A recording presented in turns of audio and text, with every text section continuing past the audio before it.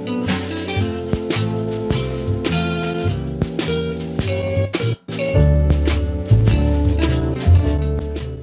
everybody, welcome back to another Pixel Worlds video. Today we finally get to review the mining update 1.58, or wait, 1.5.8. Basically, yeah, today we're just going to review the update, a full honest review of my opinions on the update, and let's just get right into it. So first of all, the thing says, the pixel mines are here. Dig deep and collect valuable gemstones.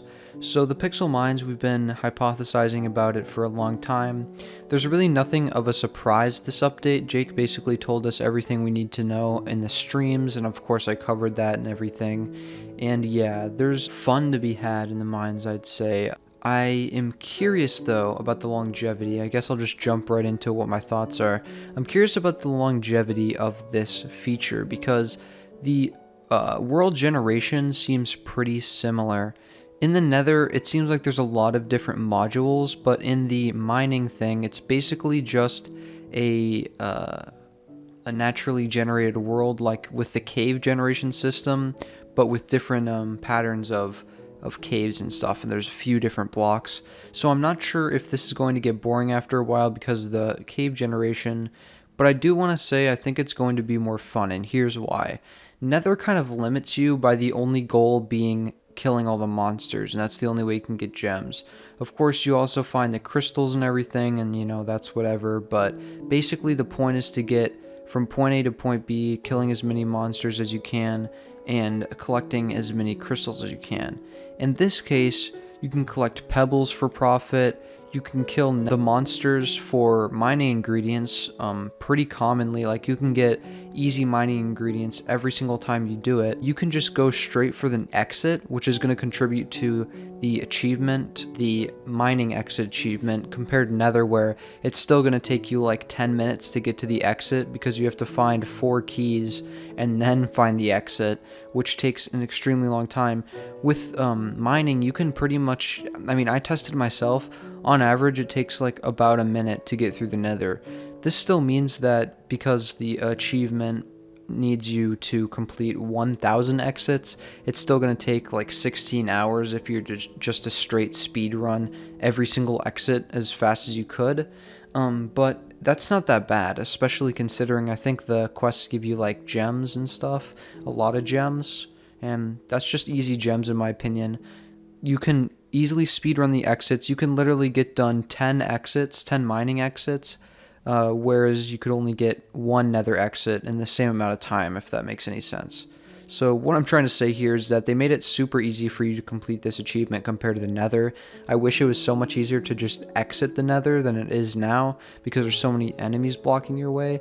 And yeah, there's some enemies blocking your way from exiting in the mining, but it's nowhere close because they really leveled down the difficulty because of how you only have 1 life. So it's really, really easy to stay alive. Even in the second level mine, you don't need health potions, in my opinion. You don't really need any health potions or flasks of rage or anything. It's really easy. I would say you probably do in 4 and 5. I haven't tested those yet as at the time of this recording, but yeah, I do think you may need them there, but other than that, there's not really much to mention. With upgrading your pickaxe, I do think it should maybe receive a buff. Actually, let me talk about pickaxes for a second.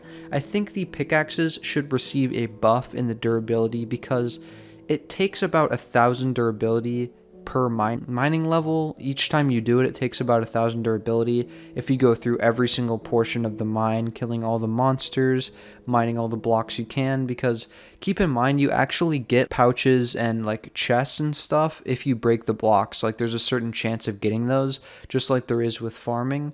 And I've already got, I think, a key, or maybe it wasn't a key, but it was a chest that I've actually got from just breaking the blocks in there. So they act the same as normal blocks, but don't have seeds that you can collect like normal blocks. And that's really the only difference. You also don't get gems from them. But I think, yeah, like I said, I think maybe the pickaxe should be buffed. Then again, I think the pickaxe kits are pretty cheap. I think it's just some boots and some nails to upgrade it, and plus the crappy pickaxe is only 2,000 gems, so of course the durability is going to be low. So I guess it's not really that big of a deal, but I guess that's just my thoughts on that. Speaking on pickaxe materials, I think they're pretty fair. It's about the same as the rods, but I would want to say that getting ingredients is so much easier because think of the fishing, for example. When you go fishing, you're mainly going for fish, and sometimes you just randomly get a ingredient, which disrupts your collecting of fish because you want the gems from the fish in most cases. So with mining, it's like you're getting ingredients and you're getting the gems from the gemstones at the same time, instead of getting one or the other, which kind of disrupts your farming method, which I really like. So it's really, really easy to get ingredients.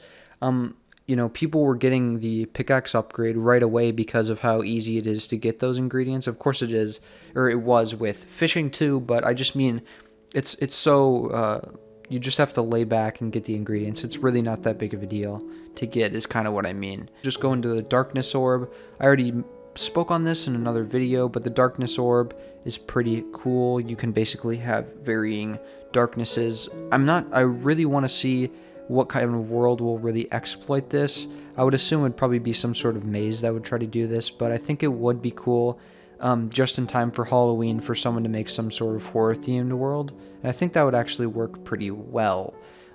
Next, we have new quests and achievements. I haven't run into any of these quests, so I don't really know what they mean, but I'm sure they have something to do with complete certain amount of this, or go through a mining level in a certain amount of time or something. I would assume it'd be something like that. Maybe eliminate a certain amount of monsters, stuff like that. But the achievements is something really cool. So the achievement prize is actually, or for 140 achievement stars, is a golden jump pack. Now I don't know what the effects are on this, and jump packs aren't super sought after. People much rather use a wings or a jetpack as opposed to a jump pack, because the jump packs just jump but like 1 or 2 tiles more, so it's not really worth it to use in any situation. But I would say it does look pretty cool, and it's definitely going to match all of the other achievement items, of course. So I'm pretty excited to try to go for this. Of course, I'm achievement goer, so I have about 127 achievements right now, and I'm really close to unlocking a bunch more. I can pretty much get around 9 more achievements, but after that, I don't know how I'm gonna get like the break 1 million blocks and spend 5 million blocks, spend 5 million gems in the shop. Those are going to be really hard to do. Like I spoke on earlier, there's going to be more achievements added soon, especially with the just follow Pixelworld's game on Twitch. That's going to be super easy to do. So yeah, I guess that'll be easier to get. But for the first person who gets the golden jump pack, it's probably going to be Lord FIFA, let's face it. That's going to be an easy sell. That's going to be like at least 10 platinum locks, I would assume. Finally, the new community item, which is the owl mask. This is coming out tomorrow, so I can kind of tell you this because it's going to already be out by the time this comes out. But I think when you do emotes, the head spins, which is really honestly pretty cool. And I'm pretty excited about that, actually. I don't know if I'll get it, but it's a pretty fun feature. As well as this, I think a new community item that'll be coming out in September is going to be the banana mask, or the banana suit, I mean, which is pretty cool. I mean, it's a banana suit. I thought it would be coming out with the quest line, but I guess not. And yeah, that's about it for today's video. I guess I just do want to say as well, I think the gem prices are fine because it's pretty easy to get gems. People are kind of comparing it to fishing, but you have to remember, like, fishing gear you have to pay for, and you have to get quite a bit of world locks to pay for a good rod, and then you have to buy lures. For this, it's just you kind of have to buy a key, which is the equivalent of lures, and then you have to use a rod. It would be in the case of a pickaxe. I don't know if that phrasing is good, but instead of a rod, you're using a pickaxe, and instead of a lure, you're using a key. So you can get pretty good profit, I'd assume, in the level 5 mines, but I guess we'll just have to see about that. Sorry for this messy video. I'm trying to get back on track with normal videos after this, but I couldn't tell you for sure. So, see you guys next time. Thank you so much for watching. Bye.